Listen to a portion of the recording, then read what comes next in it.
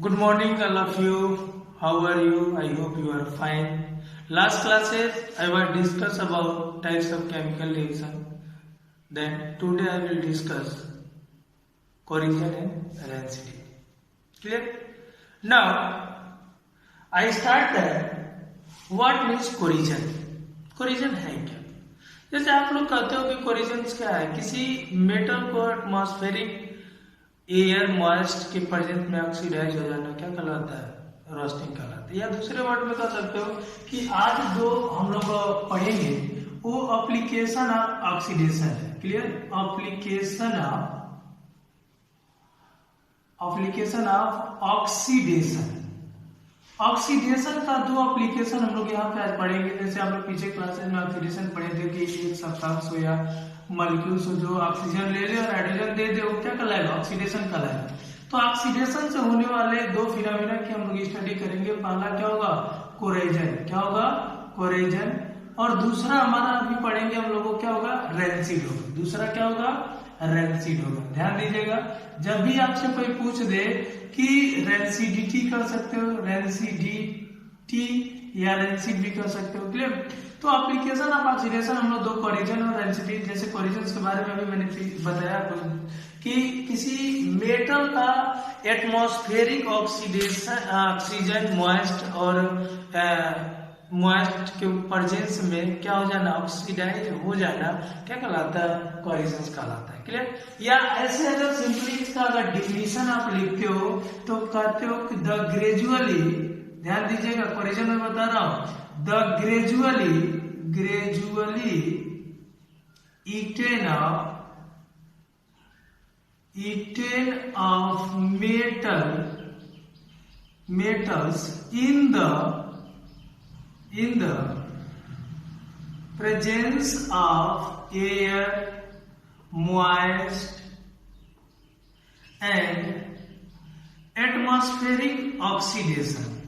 Atmospheric oxidation are called corrosion. Clear? समझ में आ गया होगा?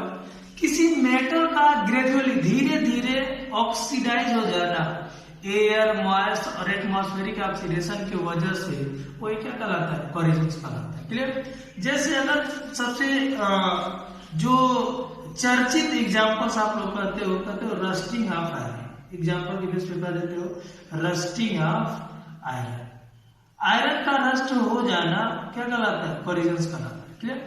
जैसे आयरन अपने ओरिजिनल फॉर्म में क्या होता है? Fe होता है। क्लियर? लेकिन ये आयरन ऑक्सीजन से ऑक्सीडाइज होकर फेरस से फेरिक में होता है और फिर एटमॉस्फेरिक ऑक्सीडेशन से ऑक्सीडाइज होकर रस्ट का फॉर्मेशन कर लेता है। Fe2 प्लस फिर कन्वर्ट हो जाता है Fe3 प्लस और एक फेरिक ऑक्साइड में कन्वर्ट हो जाता है। क्लियर? और ये फेरिक ऑक्साइड बन जाता है Fe2O3.H2O। क्लियर? तो आपसे अगर पूछा जाता है कि रस्ट का फार्मूला क्या है तो आप कहते हो, ध्यान दीजिएगा कई बार एग्जाम में पूछा जाता है आपके लेवल पे कि रस्ट का फार्मूला क्या, तो कहते हैं Fe2O3.H2O। क्लियर? दूसरा अदर मेटल, जैसे एक तो हमने रस्टिंग ऑफ आयरन एग्जांपल देखा, दूसरे मेटल हमारा टर्निश होते हैं। क्या होते हैं? टर्निश होते हैं, मतलब अपने ऑक्सीडाइज होकर कलर चेंज कर देते हैं। क्लियर? जैसे कर दो tarnish of silver into black. तो सिल्वर किसमें टर्निश हो जाता है? ब्लैक में कन्वर्ट हो जाता है। पहले सिल्वर Hg था, लेकिन जब ये हाइड्रोजन सल्फाइड कहीं पाता है तो तुरंत क्या बन जाता है? Ag2S बन जाता है। हाइड्रोजन सल्फाइड का एक ब्लैक कोटेड उसके ऊपर हो जाता है। क्लियर? हाइड्रोजन सल्फाइड का एक ब्लैक कोटेड इसके ऊपर हो जाता है और यहाँ से कौन सा गैस लिबरेट हो जाता है? हाइड्रोजन गैस लिबरेट हो जाता है। क्लियर? समझ में आ गया होगा? I mean clear? Hydrogen gas liberate हो रहा है, H2 हो जाएगा और यहाँ पे 2 मोल Hg हो जाएगा। क्लियर? दूसरा अगर एग्जांपल देखो तो हम लोग कहते हैं कि कॉपर वायर जो है, कॉपर वायर हमारा क्या होता है? ग्रीन कोटेड हो जाता है। ग्रीन कोटेड हो जाता है। तो हमको ये जानना है कि ग्रीन कोटेड किसके वजह से होता है, तो ध्यान दीजिएगा calcium carbonate CaCO3 and copper है ना CuOH twice, means copper carbonate और कॉपर हाइड्रोक्साइड की वजह से उस पे ग्रीन कोटेड अराइज रहता है, किस पे, कॉपर का। क्लियर, समझ में आ रही है? तो आपको समझ में आ गया होगा कि कोरिजन क्या है। क्लियर। अब इसके बाद से जब हम लोग कोरिजन समझ लिए कि कोई मेटल ऑक्सीडाइज हो जाता है और एक नया सब्सटेंस बना लेता है, मीन्स जितना कोरिजन हो रहा है सब केमिकल चेंजेस आप कर सकते हो। क्लियर। अब इसके बाद से समस्या आती है कि how prevent to corrosion, corrosion को कैसे प्रिवेंट करेंगे, इससे बचेंगे कैसे। तो आप लोग नॉर्मली या जनरली आप लोग देखते होंगे कि कोरिजन से लिए जितने भी हमारे घर के विंडो बनते हैं, ग्रिल बनते हैं, उसको हम लोग नॉर्मली पेंट या बर्निश करते हैं। पेंट या बर्निश करने का मतलब कि वो कोरिजन न हो। क्लियर। तो अगर आपसे कोई पूछते कि कोरिजन से कैसे प्रिवेंट करते हैं, तो आप बता सकते हो कि कोरिजन को हम लोग प्रिवेंट करने के लिए पेंट या बर्निश करते हैं। दूसरा उसका प्रिवेंटिव बता सकते हो कि हम लोग उस मेटल को उस प्लेस पे रखते हैं जहाँ पे उसको मॉइस्ट और ऑक्सीजन प्रॉपर अमाउंट में न मिल पाए, जिससे उसका ऑक्सीडेशन हो पाए। या तीसरा ये कर सकते हो कि उसके सुप्रीडेंट मेटल से उसके ऊपर एक कोटेड चढ़ा दो, सुप्रीडेंट मेटल से उसके ऊपर एक कोटेड चढ़ा दो। तो किसी मेटल पे एक सुप्रीडेंट मेटल का एक लेयर चढ़ाना केमिस्ट्री के लैंग्वेज में कहलाता है इलेक्ट्रोप्लेटिंग। क्या कहलाता है? इलेक्ट्रोप्लेटिंग कहलाता है। क्लियर। तो अगर इलेक्ट्रोप्लेटिंग कर देते हैं तभी भी हमारा क्या कहलाएगा, हमारा उसको प्रोटेक्शन किया जा सकता है। क्लियर। दूसरा एक है गैल्वेनाइजेशन, याद रखना ये गैल्वेनाइजेशन।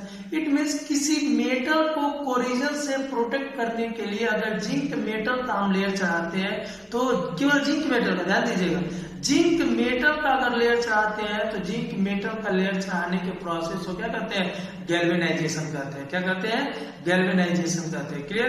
किसी भी मेटल को, क्लियर, हम कोरिजन से प्रोटेक्ट करने के लिए जिंक मेटल का एक लेयर चढ़ाना क्या कहलाता है, गैल्वेनाइजेशन कहलाता है। क्या कहलाता है?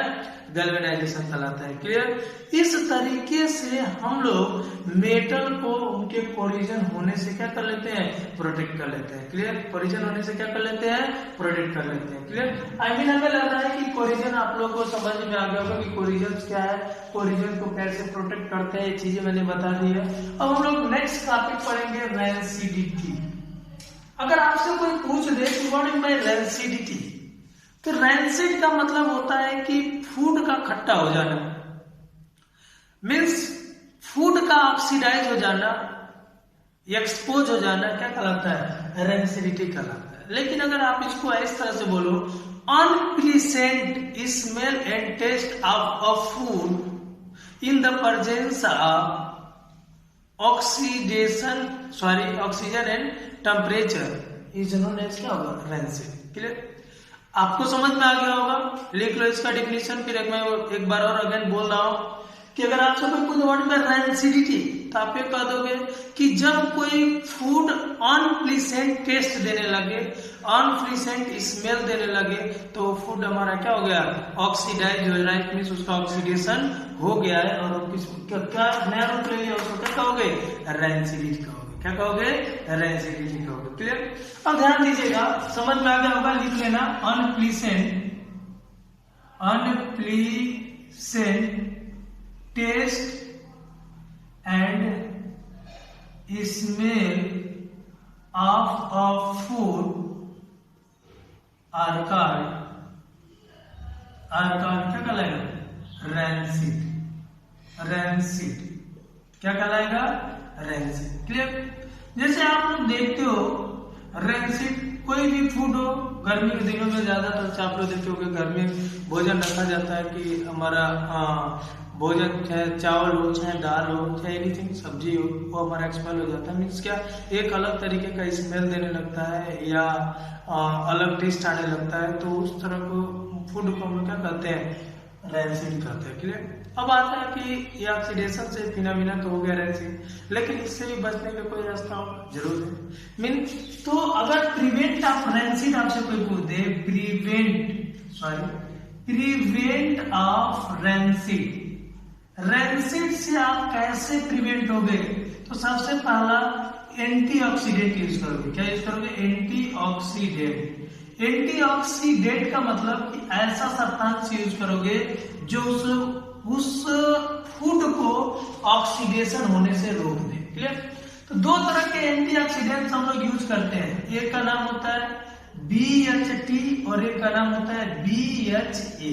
क्लियर? कई बार तो इसका एशियन फॉर्म में पूछ दिया जाता है। क्लियर? ध्यान देना क्या होता है, ब्यूटाइलेटेड हाइड्रोक्सी टॉलुएट, ब्यूटाइलेटेड हाइड्रोक्सी टॉलुएट। अभी ब्यूटाइलेटेड हाइड्रोक्सी एनिसोल। क्लियर? और भी हम लोग यूज करते हैं फूड प्रिजर्वेंट के लिए, कुछ केमिकल यूज करते हैं, जैसे सोडियम बेंजोएट यूज कर रही है, सोडियम बेंजोएट यूज करते हैं फूड प्रिजर्वेंट के लिए। तीसरा जो हम लोग यूज करते हैं एंटीऑक्सीडेंट हो गया, हम लोग सोडियम बेंजोएट यूज करते हैं। क्लियर? NaCl भी हमारा फूड प्रिजर्वेंट की तरह काम करता है, एक्सेट्रा। और जो तीसरा हमारा है, हम लोग कूलेंट प्लेस पर रख देंगे, जैसे पुट इन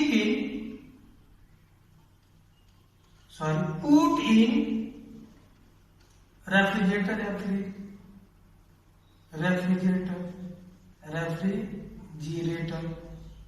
इसको हम लोग रेफ्रिजरेटर में रख देते हैं या कूल एटमॉस्फेयर में रख देते हैं। क्लियर?